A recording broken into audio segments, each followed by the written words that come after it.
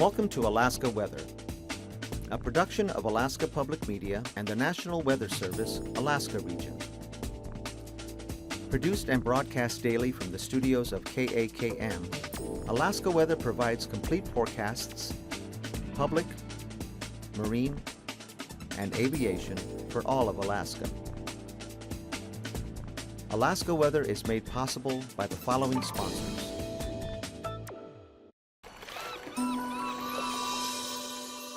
Sometimes the best way to find a living is to stay right where you are and study with UAS online.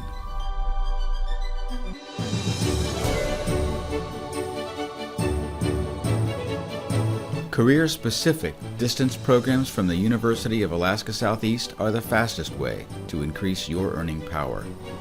We connect all over the world.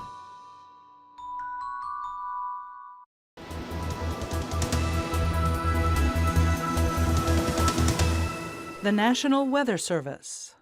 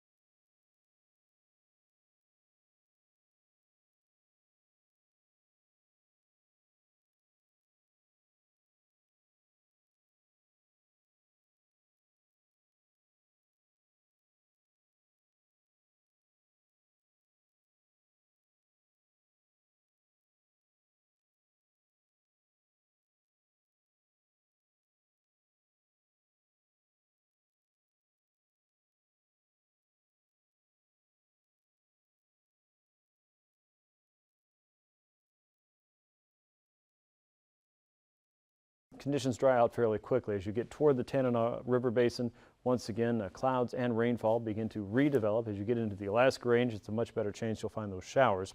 Out across the west, drier, cooler, northerly winds working down the coast. Not quite enough to scrub away all the showers across the YK Delta just yet. And we expect that we'll see some residual rain and showers, drizzle, and fog out across a good chunk of the central and western chain, but high pressure will be in command out there. Showers continue for parts of southeast. As we get into Wednesday, notice another surge of wetter weather's working into the northern and eastern Gulf. Instead of showers, the on again, off again wet weather, you're going to get more of a persistent, light to even a moderate rainfall across some parts of the eastern Gulf. Better chance of showers around the Alaska Range. You can see that drier air is starting to have a little bit more of an impact here across the west. Clearing up clouds there. A good night for stargazing perhaps Wednesday night into Thursday and Thursday night into Friday. High pressure across the northwestern territories and the northern Yukon. Still not enough to shut down the precipitation here across the northern slope. With that, we expect periods of rain, drizzle, and probably fog, and at elevation there's still a chance for some accumulating snow. So that's where we're getting that 3 to 6 inch range here across the north and eastern sections of the Brooks Range. High pressures in command of the Bering, and we still have that northerly wind working down the west coast. And all of that, again, is helping to push low pressure across the Gulf and into southeastern Alaska by the end of the week. On to temperatures. As we get into southeastern Alaska, we saw temps today in the upper 50s all the way from Haines and Skagway through the capital city. Sitka, looks like Ketchikan and Annette, Hyder, all around the upper 50s to almost 60 degrees. Some folks down in Haida Gwaii got fairly close to that and even passed it up, 63 degrees down. Around Prince William Sound, lower 50s today.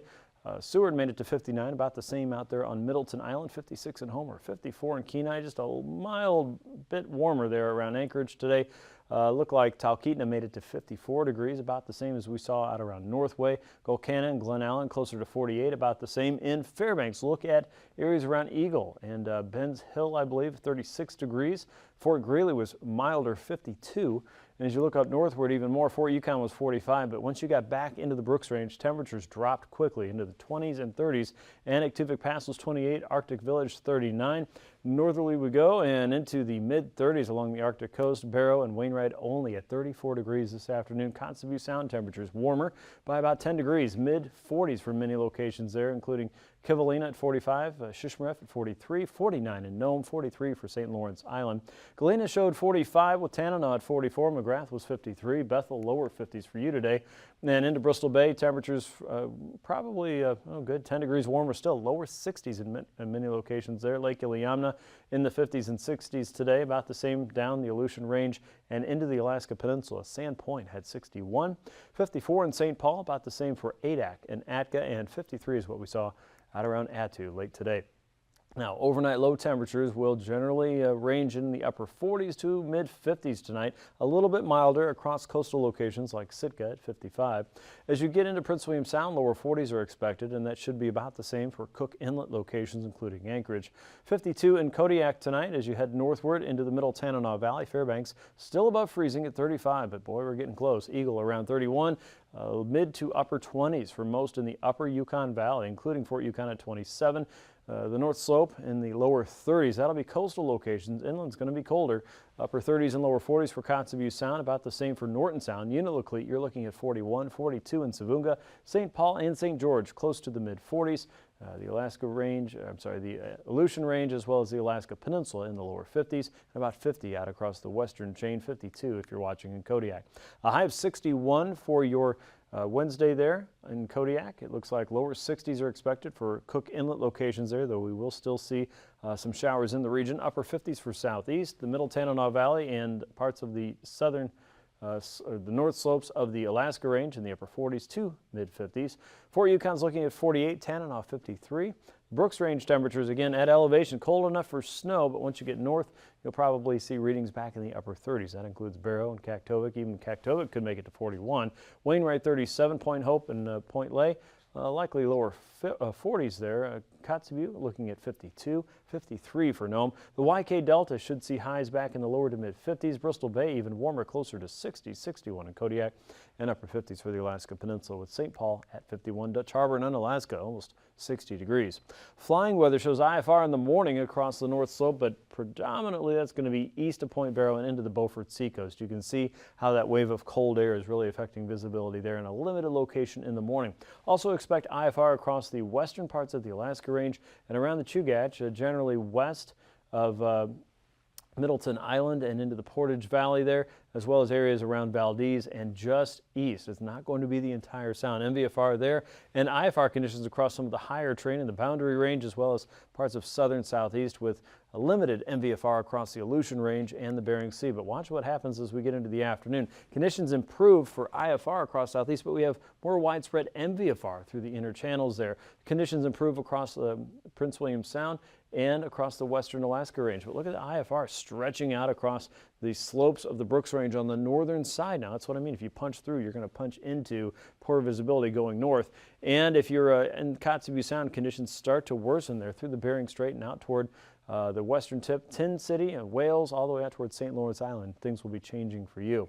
Let's take a look at tomorrow's pass conditions. Anaktuvuk and Adigan Pass, we expect to see VFR in the pass, but IFR by the end of the day on the north side. Lake Clark and Merrill Pass should see improving conditions throughout the day. Rainy Pass, we expect to start at IFR. We expect to see VFR by the end of the day in Windy Pass and for Isabel Pass. Mentasta Pass, we expect marginal conditions through a good chunk of the day. Tonita Pass, VFR conditions there developing. MVFR should be found by the end of the day in Portage Pass and Chilcoot and White Pass. We expect to see marginal conditions.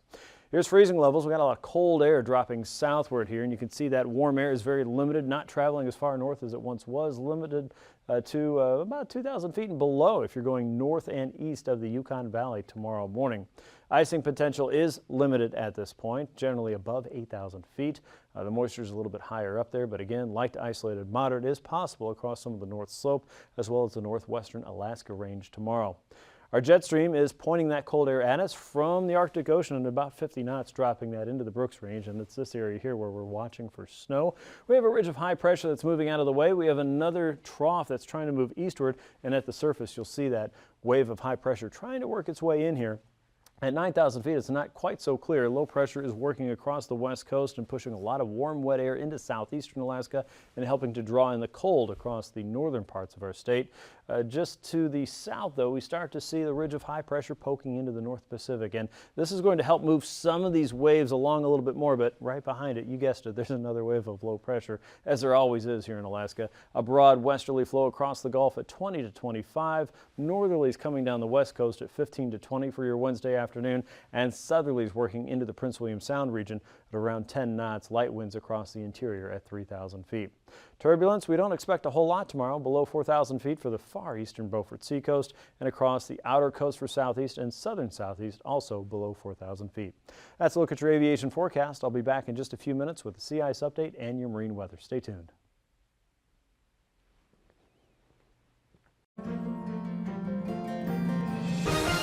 Welcome back to another edition of Alaska Weather Facts. I'm meteorologist Dave Snider, and joining me once again is Cindy Preller. She is the Tsunami Program Manager for the National Weather Service in Alaska region. Thanks for joining us again, Cindy. Thank you, Dave.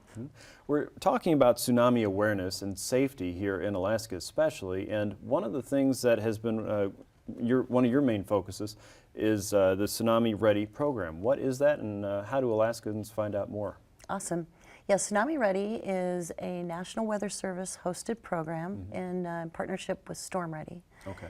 And it is a program that we conduct with our partners in the state, but it's mostly community driven. So if a community wants to become Tsunami Ready, well, the first thing they need to do is get a hold of me or their local WCM at a weather forecast office or their tsunami team at the state level. So, and this is something that's a NOAA grant, so there's money available to help encourage the preparedness at the local level there in the city or the village. Yeah. What are some of the places that have done this already?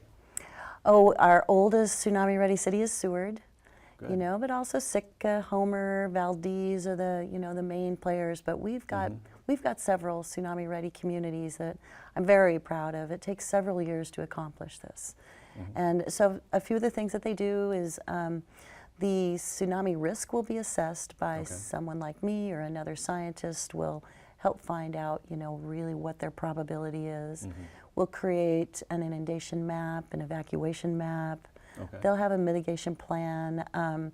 We will set up some partnerships with the schools, make an evacuation shelter, and then they need to practice. But it is the city that owns the program, really. It's up to them. And many cities would like to have sirens, and so we help them get those. And, you know, and they practice. They have to practice. Sure. So let's say I'm driving into a place like Seward that's tsunami ready. What are some of the things I should look for as maybe a visitor so I know maybe where I need to go or can be more aware of my tsunami risk? Absolutely. The tsunami ready signage is really blatant. It's this, you know, blue and white curling wave sign, and there's different shapes of signs that'll show you if you are in the hazard zone or where the evacuation routes are and when you're out of shelter. Okay. So this is a multi-step process that helps the residents be more aware of their own risk, but then also prepare for when that risk arrives. Absolutely, absolutely. And, you know, many communities sound their sirens daily, some sound them weekly, you know, to make sure everybody knows what they mean. And there's often drills. We have an annual drill once a year. We have Tsunami Awareness Preparedness Week, and that's a good time for each community to do some exercising. Okay. And is this a program that is unique to Alaska? Absolutely not. It's national. Okay. And all over the country, you'll have the same signage, so it's consistent. Good. So if I'm taking the kids to California, I should be able to see something familiar. Absolutely. Absolutely. And, you know, some communities hesitate because they think it'll discourage tourism. And so I would like to tell those communities that what they're actually doing is they're encouraging responsibility. Sure. The tsunami's going to happen. Right. And it's going to hit every coastline. So, you know, it's not about when. It'll be any time. So the fact that they're showing tourists that they are making steps to be prepared for this, I think, would encourage people to want to stay there. Right, and that would be no different than, say, you or I visiting the Midwest where we know there's going to be really bad thunderstorms and maybe there's a risk for tornadoes. We're aware of that risk when we go there. Absolutely. If I see a sign for a tornado shelter, I'm going to remember that. Right, okay. All right, so we're just doing a better job of being more prepared with something that's bound to happen again. I hope so. Okay. Very good. Where can people go again to learn more about the Tsunami Ready program here in Alaska? Well, one, there is a Tsunami Ready website. So, you know, just Tsunami Ready, and that'll get you there. And then probably the best person for people to contact is their warning coordination meteorologist at their local weather forecast office, which is Anchorage or Juneau, most likely. Okay, all right. So most of the folks along the Bering Sea coast, again, are not at a huge risk for tsunamis. No, they don't need to worry about it. Okay, Thank very you. good. But always learning to be prepared no matter where you are in Alaska, no matter what the risk, always a good step. And tsunami is a major player in that, as we well know from events like 1964. Okay. Alaskans are resilient. I really believe in them. Very good, very good. Well, Cindy, thank you so much for joining us again, and please make an effort to learn more about the Tsunami Ready program in your village and town if you haven't already. We'll be back with Cindy again next time to talk more about the Tsunami Warning Center in Palmer, Alaska. We actually have a group of geologists working for the National Weather Service, so scratch your head on that one and we'll join you next time. I'll see you next time on Alaska Weather Packs.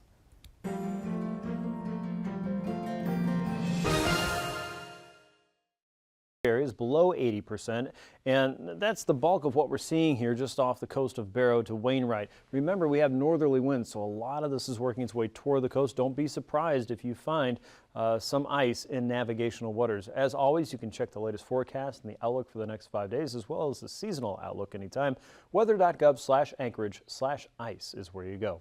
For southeast, you look at a southerly flow across the inner channels for most areas north of Stevens Passage, 15 knots with a 3-foot sea. Northwesterlies in the Clarence Strait, 15 knots with a 4-foot sea. On the outer coast, 20 to 25 coming in from the north and the west, and expect about 8 to 9-foot seas there across the outer coast for Wednesday. For Thursday, more of a southerly flow developing. Remember, Low pressure is working its way eastward, so you're going to get more of a south and westerly flow developing on the outer coast. 6 to 7 foot seas on the outside and 3 foot seas on the inside. Also looking at a return to southerly winds in all areas there. 15 knots again with that 3 foot sea. Across south central, a light and variable wind is developing in more places as we head into Thursday. Initially, Prince William Sound and northern Cook Inlet with 10 knots and 2 foot seas. Otherwise, a broad west and northwesterly flow wrapping into low pressure a little bit further south. 15 to 20 across the north and western Gulf, 5 to 7 foot seas there, and 4 to 6 foot seas across Cook Inlet down into Shelikof Strait. Winds as high as 25 knots inside of Shelikof Strait, but that diminishes. Remember, light and variable winds, and here we go. On Thursday, you can see north and northeasterly winds across Prince William Sound, 10 to 15 across the north and western Gulf, and 10 to 15 inside of Cook Inlet. Again, small seas expected, a little bit stronger and higher seas there for the Barren Islands, 15 knots with 4 to 5 foot seas. In Bristol Bay, a westerly flow inside, 15 knots with a 5 foot sea there. Westerlies also expected across the Pacific coast at 15 to 20, 5 to 6 foot seas there for Wednesday. For Thursday, we expect more of a northerly shift inside of Prince William Sound. The northwesterlies will continue for the Bering Sea coast with 3 foot seas there and 4 to 5 foot seas for the Pacific coast with 15 knots again on that northwesterly direction. For the Aleutians, look for light winds and somewhat variable direction as we go through Wednesday. Most areas in the central and eastern chain are looking at 4 to 5 foot seas and 10 knot winds. You'll have a northeasterly wind from Kiska to Attu at 20 knots with a 6 foot sea, and that becomes a little bit higher as we get into Thursday afternoon with 7 foot seas there. Easterlies develop south of Atka to Adak and Kiska at about 15 to 20. Otherwise, we're going to keep those light winds 10 to maybe even as high as 15 knots, more of a northerly push from Unalaska to Nikolsky on the Pacific coast with a 5 foot sea there on Thursday. Across the west coast, northerlies, you saw them on the satellite picture, and here they come. 20 knots with 5 to 7 foot seas there. Northwesterlies down the Capes and southwest, 4 foot seas expected on a 20 knot wind. And for the Pribilofs, 15 knots with a 6 foot sea. As we get into Thursday, winds diminish a little bit in the northern Bering and become westerly with time. 15 knots with 3 to 4 foot seas there outside the Kuskokwim Delta. Northwesterlies on 15 knots and northerlies coming down through the Pribilofs with a 4 foot sea there on Thursday. For the North Slope, the strongest winds are going to be across the central and eastern Beaufort Sea coast, 30 to 35, 7 to 10 foot seas there in the open waters. Northwesterlies coming into the Chukchi Sea with 4 to 7 foot seas all the way up toward Point Barrow with your strongest winds at 25 knots. As we get into Thursday, look at that change. South and westerlies coming up through the Chukchi coast, 10 to 15 with 2 to 3 foot seas, and then westerlies diminishing but becoming westerly there, 4 foot seas across the western, central, and eastern Beaufort Sea coast as we head into Thursday. Recapping tonight's weather, wind advisory is posted for just a few more minutes for the upper Noatak Valley with gusts to 40 miles per hour tonight. We expect that to diminish, but as that does so, northerlies are pushing colder air into the eastern Brooks Range, and with that we expect to see the potential for 3 to 6 inches of snow over the next couple days. It could make driving and traveling tricky, so be careful. In southeast, there's a possibility for some thunderstorms tonight and into tomorrow, especially around the outer coast, but maybe a few in the inside waters there. As we get into Thursday, drier conditions are expected in the west. That's your Alaska weather. Thanks for watching. These forecasts are to be used for planning purposes only. Call 1-800-WX-BRIEF for a formal pre-flight briefing. Always file a flight plan before you go flying. The U.S. Coast Guard Auxiliary urges you to leave a float plan with a friend or the harbor master before you go boating. Alaska Weather is made possible by the following sponsors.